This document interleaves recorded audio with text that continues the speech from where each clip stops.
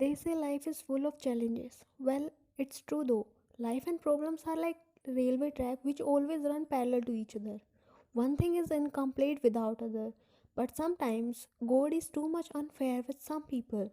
They have to work twice as hard to be happy. One of those hapless people is the female lead of our story, Kim Wyan, who became Park Wyan few months ago after getting married with a man written by women, Park Jimin. A sweet, caring, and beautiful soul from both inside and outside. They think that Wyan's life is perfect, an unrealistic, dreamy one, only if they know how much she suffered from the day she was born. She lost her mother that day itself. From childhood, she had people calling her a curse. Was it her fault? She got bullied for not having a mother. Was it her fault? The continuous taunts and verbal abuse from the world made her lonely. Nobody to call a friend, nobody to rely on. There is only one person whom she called her family, her friend, her father. The death of her mother shattered her father. He was broken from inside, but when he held her little fragile figure in his arms, he got his reason to leave. One was a little princess for her father, whom he actually treated like one. He tried his best to never let her feel devoid of a mother, but he could only fulfill her duties. He actually couldn't be her mom. Millions of times she came and cried in front of him for a mother. His family and friends told him to move on and marry again for his daughter. At least she would get a mother. He unwillingly tried for it also, but he just couldn't. He couldn't look at any other woman in the same way he used to look at her mother. And one day, little Vian saw her father crying miserably, holding her mother's photo frame. He poured out his pain talking to that photo frame. That's when she found out that how much she was hurting her father unknowingly. She decided that day itself if he could do everything for her, then at least she could appreciate him rather than crying over which she didn't have. From that day, she stopped asking for her mother. People still bullied her, but the only difference was that it did not affect her anymore. Getting no reaction from her, they eventually stopped. That was the time when she learned the harsh reality of life. We can't turn back time and change anything. Just accept the reality and move on. At least it will hurt a little less. Life became a little more easier for her now. She was happy with her father. They used to go on picnics and trips together. They didn't need anyone else. They were happy. She, her father, and of course, her mother's memories, which her father used to narrate every now and then. There was always a spark in her father's eyes whenever he mentioned about her mother. She always wondered how can a person love another person so unconditionally, so selflessly? Will there be anyone who will love her the same way as his father did to her mother? By the time she turned 20, her father started to get sick very often. His health was deteriorating day by day. He was happy thinking it is his time to say goodbye to this materialistic world and met his love up there. But of course, he was worried for his daughter. She has nobody other than him. She was so naive and innocent for this outside world. He was scared, and eventually one thought struck his mind: her marriage. Not with anyone, but with someone who will protect her just the way he did till now. He found one, his old friend's sons, Park Jimin. He was 5 years older than Wyan. He was a sweet and caring gentleman. Wyan agreed as she had no reasons to deny. But she was only afraid of one thing: her education. She wants to study and establish her career. She went on a few dates with him before marriage and she mentioned about her dream of becoming a working woman. She still remembered the proud look on Jimin's face. He is a very supportive husband. She asked for some books or stationery in the morning and she will get in evening. She couldn't be more thankful for having such a lovely husband and a second father as her father-in-law. But there is somewhere in a corner of her heart, she still craves for that motherly affection. With her marriage being fixed, she was happy that finally she will get a mother as mother in law, but she was so wrong. From the day one of her wedding, her mother in law was being mean with her. She did seem to like her. Vine tried her best to create a little space for her inside her heart, but seems like she closed her heart. She either ignores her like she doesn't exist, or whenever talk, her rude replies always hurt her delicate heart.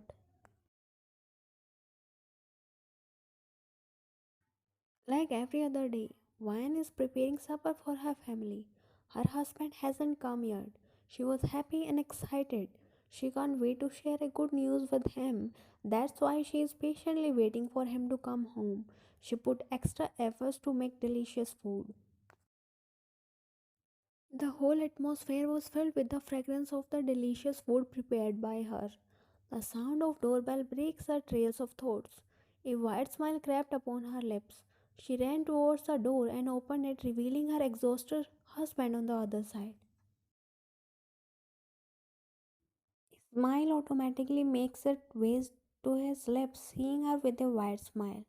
Welcome back, he chuckled, hearing her extra cheerful voice. She took his bag from him and followed him inside. He inhaled a deep breath and his mouth watered, smelling the aroma of delicious homemade food. Wow, look like I'm going to have a royal fest today. Maybe. That's when his stomach grumbled, making her giggle. He pouted. I skipped my lunch today and I'm starving. Then be quick, freshen up and come downstairs. He nodded vigorously and ran upstairs towards his room. Vine was serving dinner for her mother in law, who was glaring at her secretly, and her sister in law, who has her face buried in her mobile. Jimin hasn't come yet. The atmosphere was awkwardly silent. That's when Jimin came and sat down on his chair. He excitedly looked at all the dishes. He licked his lips and looked at Vine with his puppy eyes. Vine, please serve me quickly. I am so hungry. Vine chuckled and served his meal. Jimin grabbed her wrist and made her sit beside. What? Sit here and eat. Let me serve for you. He served food for her. His mother secretly rolled her eyes. Vine smiled at his gesture. Everyone started eating. Mom, when will Dad return from his trip? Day after tomorrow. He was eating peacefully when suddenly he remembered something. Vine, your results are out today, right? Vine stopped eating and looked at him. She grinned and nodded. What was your result? Before Vine could say something, his sister spoke first. She topped the college. I don't know how did she manage to do that every time. I always end up getting average marks. She rolled her eyes at the end. She is of same age as Vine and studied in the same college with.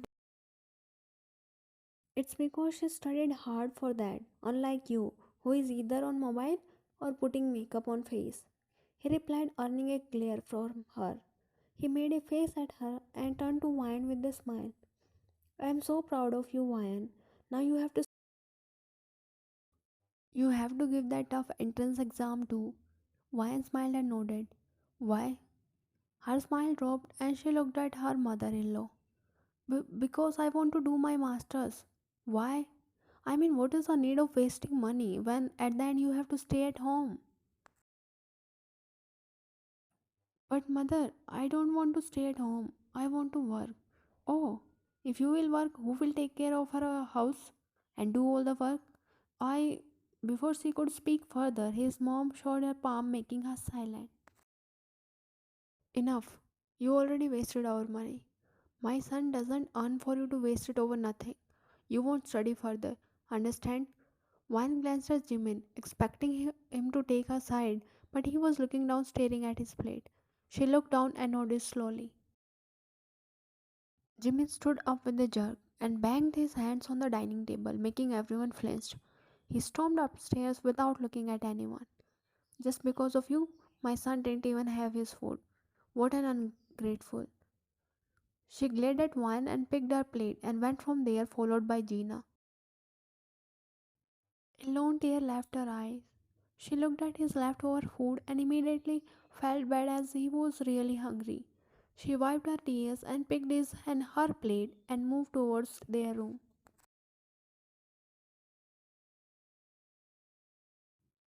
Entering their room, her eyes widened seeing her husband pacing back and forth between closet and bed, packing his stuff in a luggage.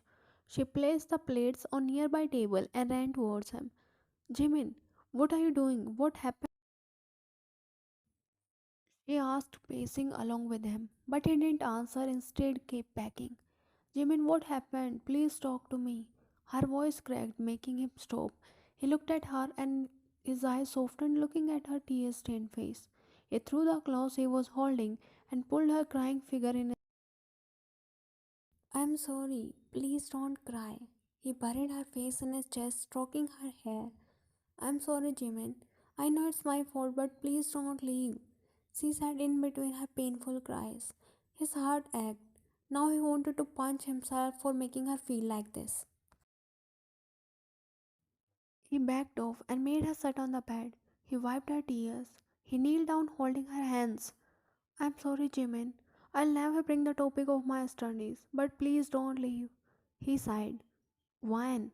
Stop apologizing unnecessarily when it's not even your fault. In fact, I am the one who should apologize. I am sorry, Wine. I made you cry. He held his ears, making her smile instantly. It's fine. Let's eat. You were hungry, right? She got up, but he again made her sit there and looked at her with a serious expression. You know, right, that it's not fine? What? You know what I am talking about? She looked down.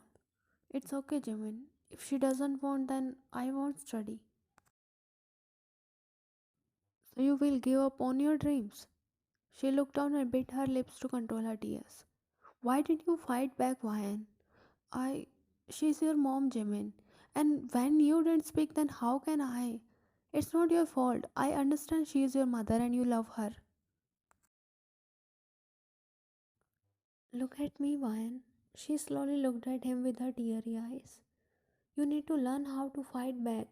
You need to learn to take a stand for yourself. Whenever my sister mocked you, you always remain silent. It is always me who speak up on your behalf. You can't give up that easily on your dreams. Remember how you studied day and night for it. And now when you finally getting the opportunity, you will let go of it. But Jimin, she is also my mom. How can I go against her? So what, Ryan? No matter whoever it is, nobody has the right to take away your rights. Neither my mom nor my sister, not even me. Ryan, listen, this world is so cruel, and you don't have to be good to everyone, and definitely not when it costs your own happiness. I can't always with you all the time. You are my strong girl, and promise me that from now on you will not listen silently and will fight back for your own rights, for your own happiness. Ryan smiled and nodded, making him smile as well. But why were you packing your clothes? Where are you going? We are going, Ryan. We are moving out. But why? Is it because of your mom? Then we can talk it out with her. He sighed. I have been thinking about it from past few days. I decided we are moving out. But no buts, Ryan. You need a good ambience to study, and it is not possible if we stay here, especially when my mom and sister are around. I never knew they are so toxic. It's final, we are leaving tomorrow. Ryan has no other option but to accept it.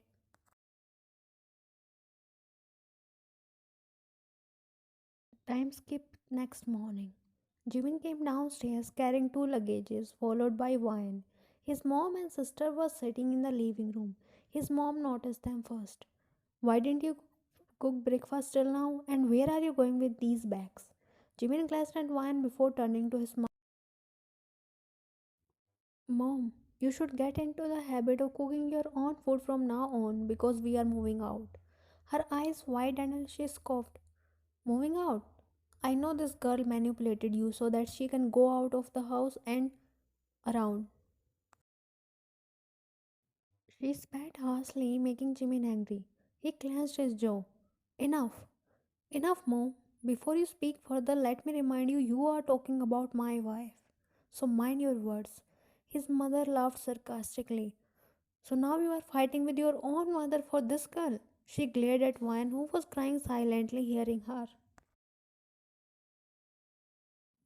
She is not any girl. She is my wife. He emphasized the word wife.